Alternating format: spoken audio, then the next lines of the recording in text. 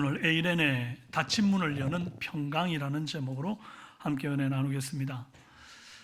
부활주일이 지나고 일주일이 흘렀습니다. 지난 주일 부활주일 이후에 혹시 여러분 그 부활의 기쁨을 찬양한 그 마음 그대로 한 주간 승리의 기쁨을 안고 살았습니까? 네, 아멘 하시는 분들도 있겠지만 어떤 분들은 현실에 부딪히고 깨지는 그런 낙심 가운데 있는 분들도 분명히 있었을 거예요. 오늘 본문에 등장하는 제자들의 모습은 부활의 승자라기보다는 패배한 도망자의 모습에 가까운 그런 모습을 봅니다.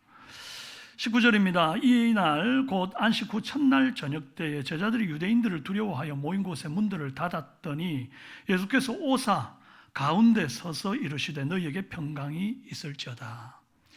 여기에서 닫았다는 말이 단순히 그냥 문을 닫았다 그런 의미가 아닙니다. 케클레이스메논, 완료형 수동태를 쓰는데 안에서 빗장을 걸어서 완전히 폐쇄했다 이런 의미를 갖고 있어요. 이렇게 두려움에 문을 굳게 안에서부터 닫아버린 이 못난 모습의 제자들을 보면서 이거 낯설지가 않구나 그런 생각이 들어요. 왠가 하니까 우리들도 다 하나씩은 이런 어떤 굳게 닫힌 문들을 갖고 있기 때문이죠.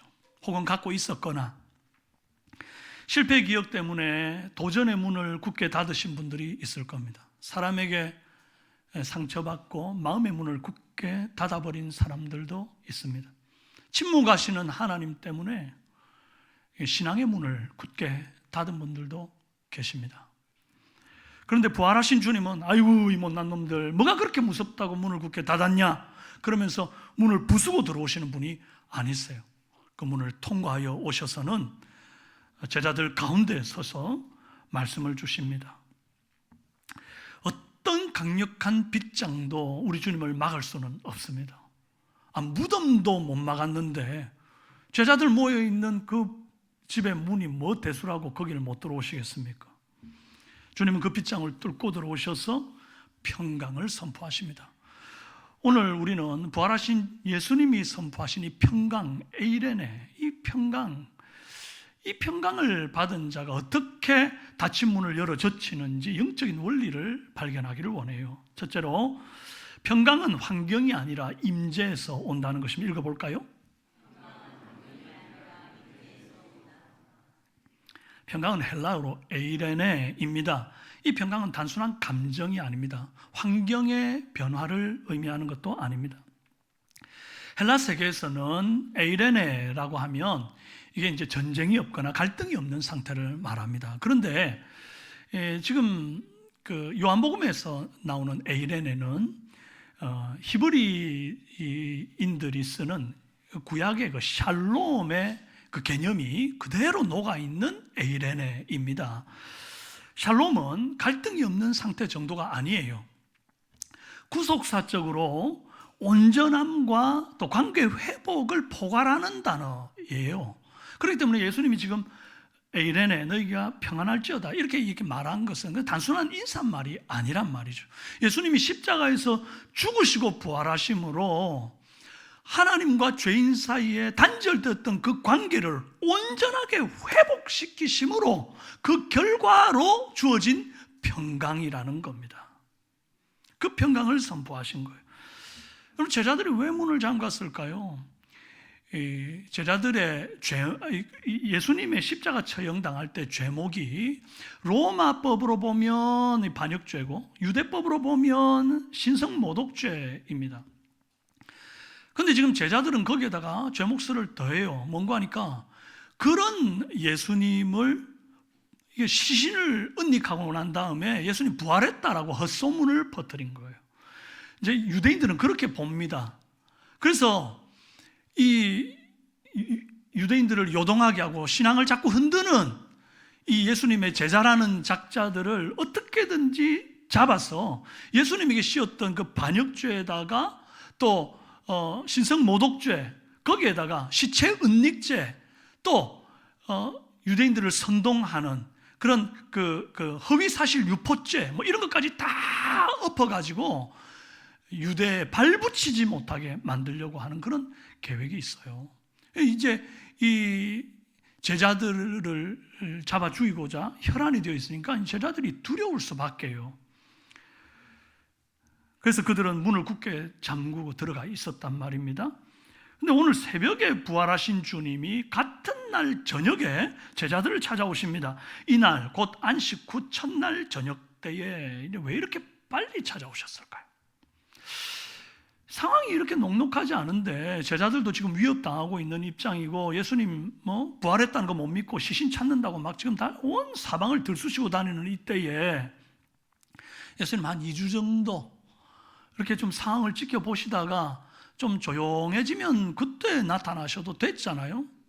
그런데도 2주 뒤에 여전히 살기가 등등하고 유대인들이나 로마인들이나 막 제자들 찾느라고 휘번덕거리고 막 이러고 있으면 자가격리 한 2주 더 하고 완전히 분위기가 이제 예수님 더 이상 안 찾는 그런 분위기가 좀 되면 그때 찾아오셔도 될 텐데 뭐가 그렇게 급하셔서 부활하신 그날 저녁에 제자들 모여있는 닫힌 문을 쑥 들어오셔가지고는 첫 마디가 너희에게 평강이 있을지어다 그렇게 말씀하시느냐 이 말이에요. 사랑하는 제자들 속에 있는 그 두려움이 하루를 넘기는 것을 주님이 원치 않으셨던 것 같아요. 그 두려움이 제자들에게 있는 것이 너무나 주님은 합당치 않게 여기시고 그것을 제거해 주시는 것이 우리 예수님께는 시급한 일이었기 때문에 그렇게 급하게 찾아오신 게 아니었나 저는 생각해 보는 것입니다. 이렇게 예수님은 제자들에게 가장 필요한 것이 평강이라고 생각하지만 정작 제자들도 그리 생각할까?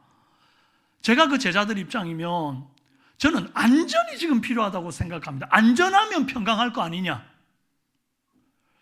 그리고 내 안전을 지켜주기 위해서는 이 유대인들과 또 로마인의 그 칼날에서 나를 지켜줄 만한 군대라든지 경호원들이 있으면 내가 평강할 것 같이 생각이 된단 말이죠. 그런데 주님은 오셔가지고 너희에게 안전이 있을지어다, 너희에게 군대가 있을지어다, 너희에게 경호원이 있을지어다 이렇게 말씀하지 않으신단 말이에요.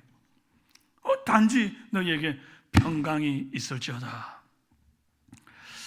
우리는 저는 지금 돈이 없어서 평강하지 않아요. 주님 돈 좀 주세요. 나는 공부를 못해서 평강하지가 않아요. 나 좀 성적 좀 올려주세요. 그런 어떤 실제적인 외부의 환경 혹은 실력 이런 것들이 내 평강을 주장할 줄로 생각합니다. 그래서 그런 것들을 바라요. 그래서 기왕이면 주님 부활하자마자 오셔가지고 하신 첫 마디가 너희에게 A+ 학점이 있을지어다, 너희에게 평생 쓰고도 다함이 없는 재물이 있을지어다, 너희에게 건강이 있을지어다. 그래 주시면 참 좋겠는데 좀 우리가 생각하는 그 모든 삶의 우선순위를 다 뒤로하고 너희에게 평강이 있을지어다 이리 말씀하셨단 말이죠. 예수님이 평강을 선포했다고 해서 제자들의 환경이 바뀐 거 있습니까? 하나도 안 바뀌었습니다. 하나도. 여전히 유대인들은 위협적이고 로마인들의 칼날은 매섭습니다. 그런데도 주님은 환경부터 먼저 바꿔주지를 않으시고 그 제자들 모여있는 사이에 근엄하게 서시는 거예요. 그러고는 말씀하십니다. 너에게 평강이 있을지어다. 저는 이 장면에서 이 마태복음 8장에서 예수님이 풍랑이는 배 속에 제자들과 함께 있었을 때를 생각하게 돼요. 그 풍랑일 때 예수님 배 밖에서 풍랑을 멈춰 주신 게 아닙니다. 그 풍랑 속에, 그 배 속에 있는 제자들과 함께 있었습니다. 제자들이 무서워가지고 죽겠다고 예수님 흔들어 깨우며 하는 말이 주여 구원하소서 우리가 죽겠나이다. 그럴 때 예수님 뭐라 그러십니까? 마태복음 8장 26절입니다. 일어나사 바람과 바다를 꾸짖으시니 아주 잔잔하게 되거늘. 그때도 풍랑이는 바다에 제자들과 함께 있던 자리에서 예수님 일어나셨습니다. 그리고 거기에서 말씀하셨습니다. 잔잔하라. 평강해졌죠. 근데 오늘도 보니까 주님은 풍랑처럼 거센 박해의 폭풍이 막 불어닥치고 있는 그때에 제자들 한가운데 서십니다. 그리고는 말씀하십니다. 너희에게 평강이 있을지어다. 주님이 임재하셔서 말씀을 선포하시는 순간 제자들 속에 참 평강이 임하는 거예요.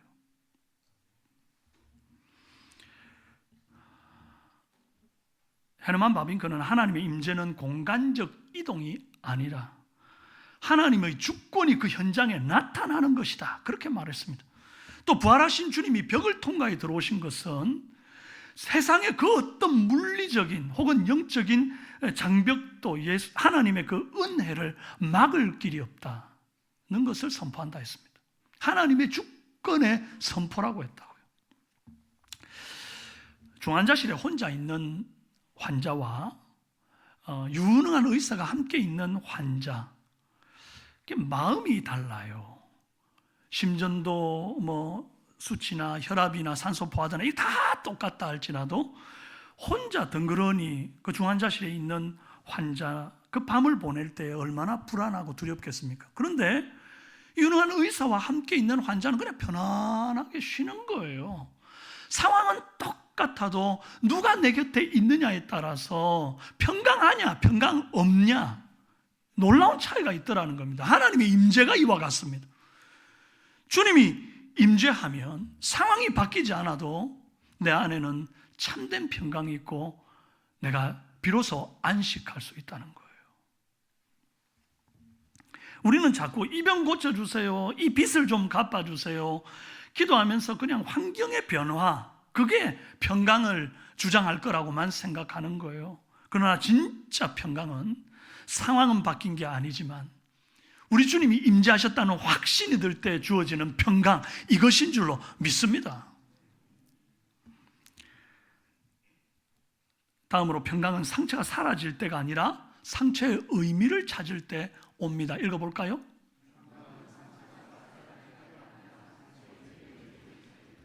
주님은 평강을 선포하신 후에 가장 먼저 하신 것이 제자들에게 손에 난 못자국과 옆구리에 난 찬자국을 보여주시는 일이었습니다. 부활의 몸이면 모든 상처를 싹 지우고 깨끗하게 완전히 회복된 몸으로 얼마든지 부활할 수 있잖아요. 그런데 왜 주님 그렇게 부활하지를 않으시고 그 흉한 못자국과 창자국을 그대로 남겨두고 부활하셨을까요? 예수님의 상처는 실패나 약함의 흔적이 아니고 사랑의 증거였기 때문입니다. 루터는 나는 상처 입은 그리스도 외에 다른 하나님을 알지 못한다, 그렇게 말했습니다. 주님의 상처는 우리가 겪은 모든 고통을 먼저 체휼하였음을 보여주는 증거라고 그렇게 말을 했어요. 팀 켈러라고 하는 현대신학자는 이렇게 말합니다. 예수님이 부활 이후에도 상처를 지니고 계신 이유가 우리를 위한 고난이 주님의 정체성의 일부가 되었기 때문이다, 이렇게 말했다고요. 이 십자가 흔적이 없으면 예수님이 예수님 아니라는 겁니다. 이 십자가 흔적이 있어야 예수님이 예수님답다, 그 정체성이 주어진다는 겁니다. 요한계시록 5장 6절에 어린 양 예수님에게도 죽임당한 흔적이 있어요. 보십시오. 내가 또 보니 보좌와 내 생물과 장로들 사이에 한 어린 양이 서 있는데 일찍이 뭐 당한 것 같더라? 죽임을 당한 것 같더라. 요한이 환상으로 보는 중인데 그 어린 양이 그냥 어린 양이 아니라 죽임당한 적이 있는 것 같은 흔적이 보이는 겁니다. 아주 험한 흉이 있는 거죠. 이처럼 십자가 상흔은 주님이 우리를 사랑하신다고 하는 증거, 하나님의 정체성, 그게 담겨, 성자 하나님의 정체성이 담겨 있다고 믿으시기를 바랍니다. 20절 이 말씀을 하시고 손과 옆구리를 보이시니 제자들이 주를 보고 기뻐하더라.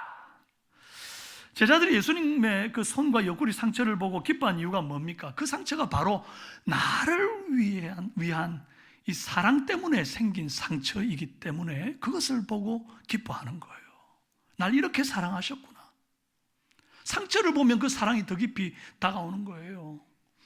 불난 집에서 아이를 구하기 위해서 엄마가 뛰어들었습니다.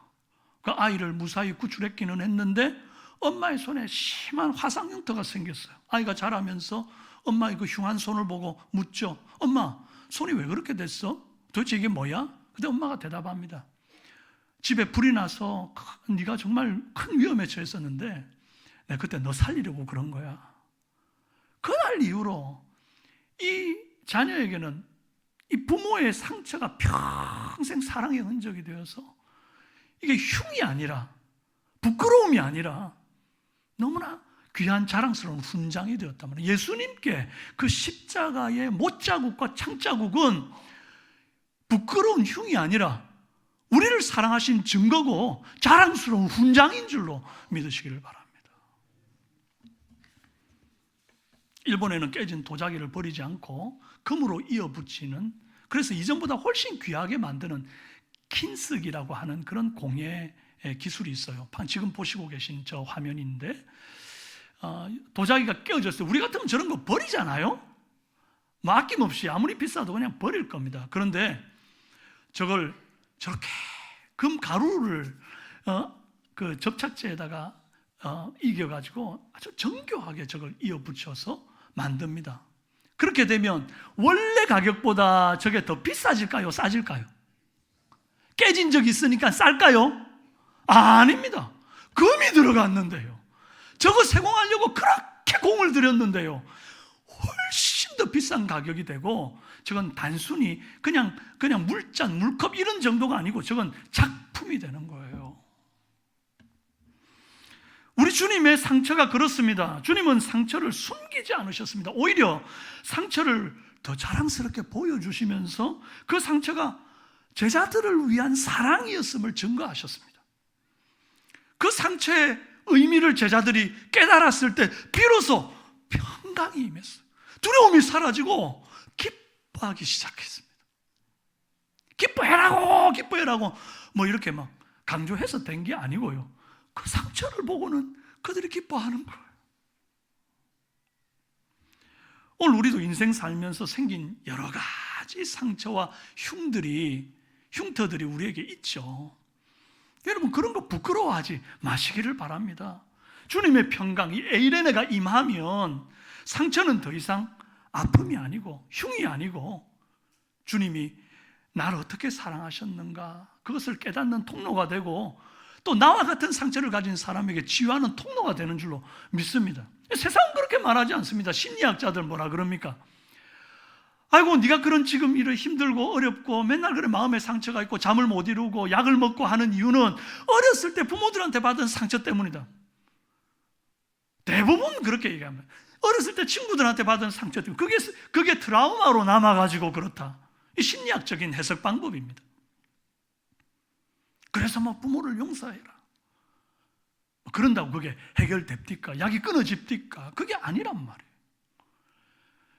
뭐 피부색이 어째서, 뭐 인종차별을 당해서, 뭐 직장에서 왕따를 당해서 온갖 것들이 우리한테는 다 상처로 남습니다만은, 그러나 이 해석을 달리해서 보십시오. 하나님께서 우리에게 이 상처를 허락하신 것은 우리를 망하게 하려 하심이 아닙니다. 그 상처를 통해서 우리가 더 하나님께 가까이 나오게 하시고 하나님을 만나는 계기가 되게 하셨습니다. 그리고 나와 같은 상처를 가진 사람을 위로하고 공감하고 그들을 위해서 진정으로 기도해 줄 수 있는 사람, 그 사람이 되도록 하나님 우리를 성숙시키려고 주님 우리를 연단하는 과정에서 주신 상처의 흔적들이란 말이에요. 이걸 부끄러워해야 될 일입니까? 자랑스러워해야지. 저는 우리 목장 식구들 소그룹에서 정말 여러분들의 좋은 것만, 자랑할 거 이런 것만 자꾸 나누지 마시기를 좀 바라요. 왜냐면 교회만 오면 저 사람 자랑한다, 나는 자랑할 게 없어서 못 가겠다, 이래 안 됩니까? 오히려 내가 받았던 상처들, 아픔들 이런 것들을 정말 함께 내어놓고 니도 아프지? 나도 아팠다. 아유, 그러면 막 그냥 소그룹에 안 오고 싶어요. 아, 내보다 더한 사람이 여기 있네. 그런데도 저 사람 저렇게 밝게 살아가네. 내 힘이 된다, 소망이 된다. 아우, 저 권사님 보니까 나는 뭐 새발의 피네, 막 이러고 다니는 거 아니에요. 그러고 힘을 얻는 거 아니에요. 상처를 어떻게 해석하느냐, 거기에서 평강이 온다는 사실을 기억하십시오. 상처가 지워져야 평강이 오는 게 아닙니다. 끝으로 평강은 의심을 이기는 주님과의 관계 회복에서 옵니다. 읽어볼까요?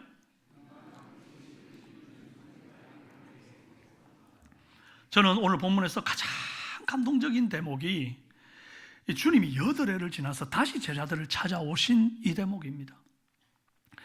26, 27절 말씀을 보면 마치 19절, 20절 말씀을 그대로 떼가지고 복사해 붙여놓은 것 같은 느낌이 들 정도로 아주 비슷합니다. 8해를 지나서 제자들이 다시 집 안에 있을 때에 도마도 함께 있고 문들이 닫혔는데, 노란색으로 표기한 걸 잘 보세요. 문들이 닫혔는데 예수께서 오사 가운데 서서 이르시되 너희에게 평강이 있을지어다 하시고 도마에게 이르시되 네 손가락을 이리 내밀어 내 손을 보고 내 손을 내밀어 내 옆구리에 넣어보라. 그리하여 믿음 없는 자가 되지 말고 믿는 자가 되라. 문들이 닫혔어요. 예수님은 그들 가운데 서셨어요. 그리고 그들에게 평강이 있을지어다 말씀하셨어요. 그리고 손의 옆구리에 손과 손의 못자국과 창자국을 보여주셨어요. 앞서 제자들하고 나타나셨을 때와 동일한 모습 아닙니까? 같은 말씀 하고 계시지 않습니까? 같은 행동하고 계시잖아요. 한 가지 다른 점이 있다면 이 모든 반복된 말과 행동이 특별히 도마 한 사람을 겨냥한 사건이라는 거예요. 앞서 부활하신 그 저녁, 그때 부활 당일에 저녁에 제자들 찾아오셨을 때 그때 하필이면 그 닫힌 문 안에 도마만 없었어요. 다른 제자들은 다 있었는데, 그래서 도마는 예수님 오셨다라고 하는, 그 살아나셨다라고 하는 그 말을 믿지를 못하는 겁니다. 문빗장을 안에서 굳게 걸어서 그냥 폐쇄하듯이 그렇게 해뒀는데 쑥 들어오셨다는 것도 못 믿겠고, 또 뭐 보여주셨다는 못자국 창자국 내가 손가락으로 넣어서 만져보지 않고는 내가 못 믿겠다, 그렇게 말한 거죠. 여러분, 충분히 그럴 수 있죠. 우리 주님 그거 모르실까요? 이 도마의 그 의심의 중심, 모를 리가 없습니다. 저 친구가 날 의심하는구나. 예수님 두 번째 오셔가지고 도마에게 하시는 말씀에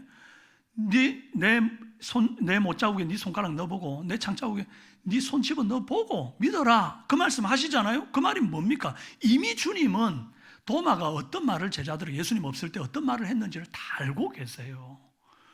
말을 알고 계시는 주님이 중심을 모를 리가 있습니까? 자, 그러면요, 부활하신 그날 저녁에 제자들 다 모일 때에 모임에 빠진 것은 전적으로 누구 책임이에요? 도마 책임입니다. 예수님 부활했다는 여인들의 말을 듣고 제자들은 열일을 제쳐놓고 그날 저녁에 다 모였습니다. 그런데 그때 도대체 도마는 어디 가서 뭘 하고 있었습니까? 그 다 자기 책임 아닙니까?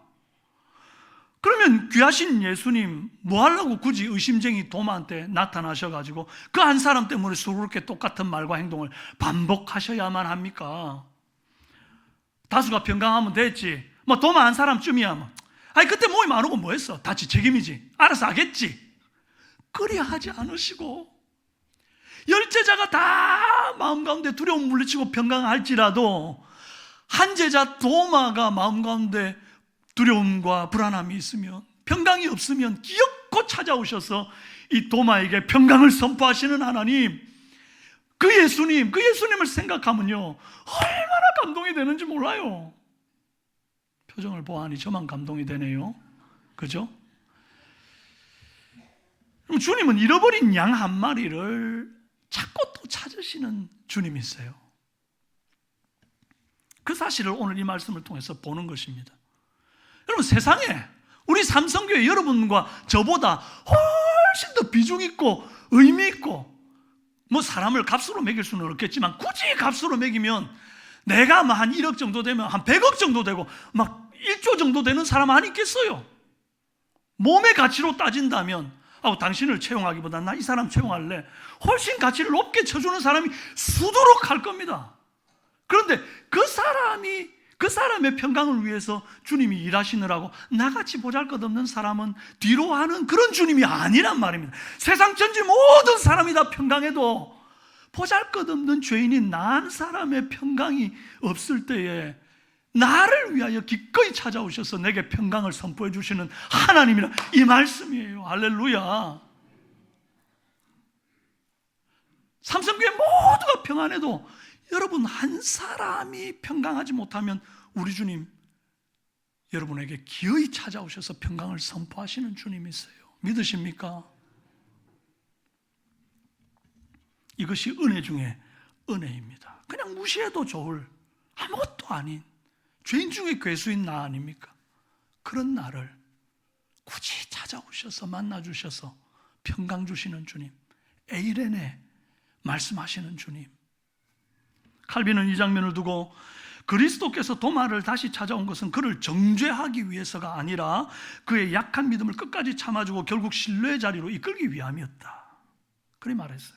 도마의 기쁜 의심조차 주님의 인내하시는 사랑을 막을 수 없었다 그랬어요. 그리고 예수님이 도마에게 상처를 보여주신 것은 단순히 도마의 호기심을 채워주는 사건이 아니라 우리의 믿음이 연약하여 흔들릴 때에 주님은 관대하셔서 기꺼이 우리 수준으로 내려오셔서 우리를 붙드신다는 사실을 증명한 것이라고 말했습니다.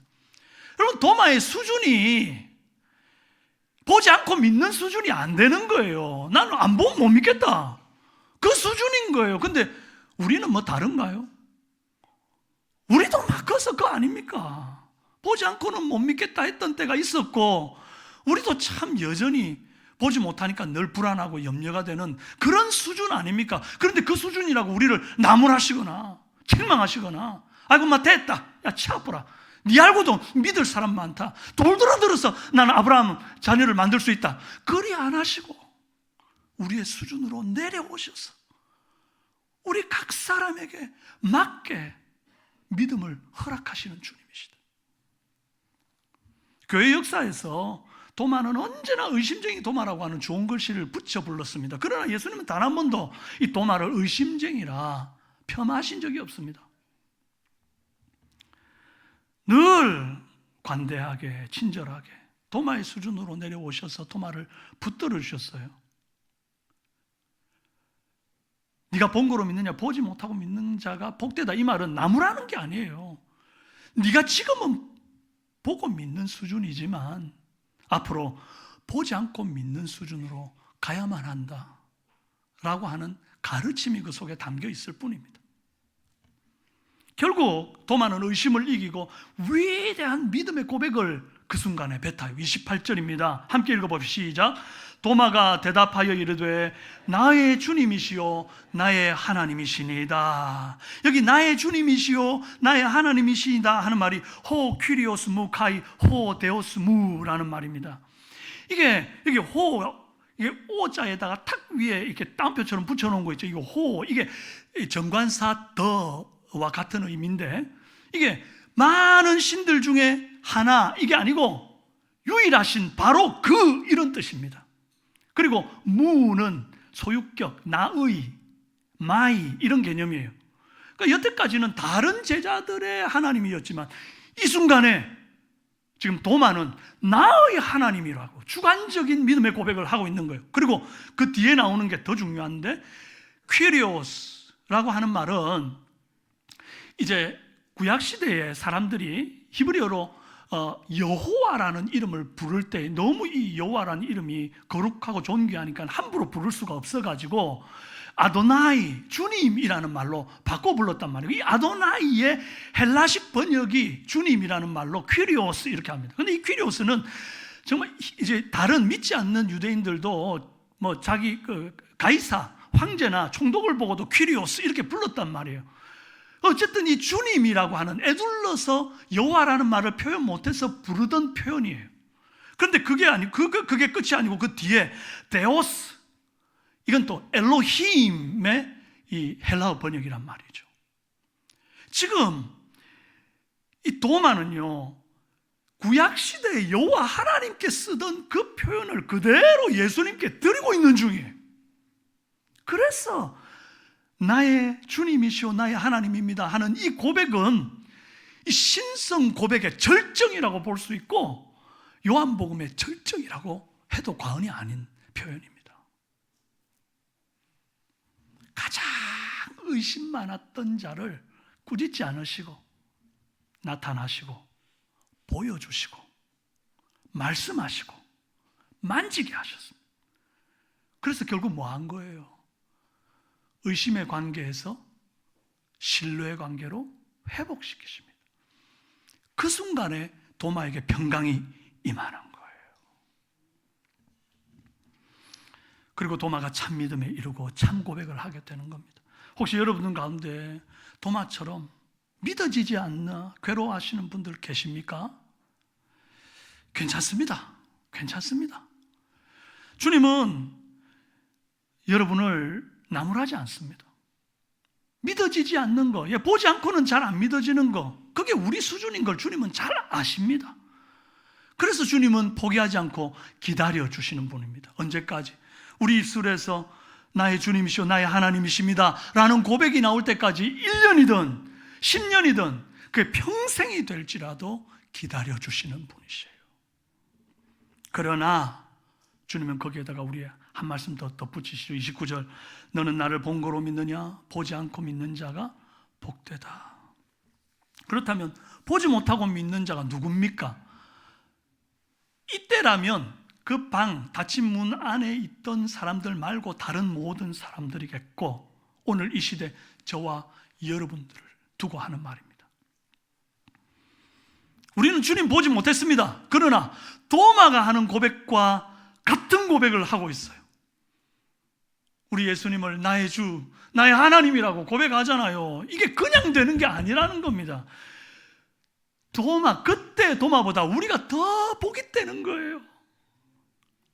뭐가 복입니까? 환경이 바뀌고 전쟁이 없어서 나한테 좋은 것만 가득해서 형통하고 술술 풀려서 그게 복이 아닙니다. 주님이 임재해 계신 곳이 그 어디나 하늘나라가 되는 복, 그걸 우리가 지금 누리고 있는 거예요. 뭐가 복입니까? 돈이 많고 권세가 높아져서 복이 아닙니다. 주님의 임재를 경험하고 그 주님께 나의 믿음을 고백하는, 주님 나의 주님이십니다, 나의 하나님이십니다, 찬송하는, 고백하는 그 사람이 진짜 복을 받은 사람입니다. 그래서 저와 여러분이 세상에서 제일 큰 복을 이미 받은 사람인 줄로 믿습니다. 사랑하는 성도 여러분, 주님은 우리 인생의 닫힌 문 앞에 이미 와서 서 계십니다. 그리고 에이렌의 평강이 있을지어다 선포하셨습니다.